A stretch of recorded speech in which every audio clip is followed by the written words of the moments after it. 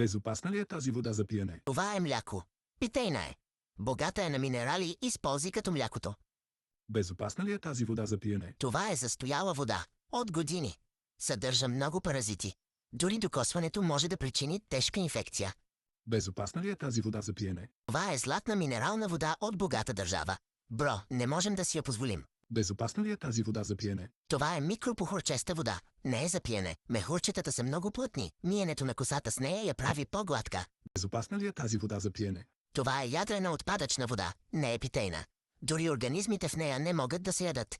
Високите тежки метали водят до отравяне. Безопасна ли е тази вода за пиене? Това е брезов сок. Питеене. Сокът тече през цялата година. Не само отолява жаждата, но и пречиства, детоксикира.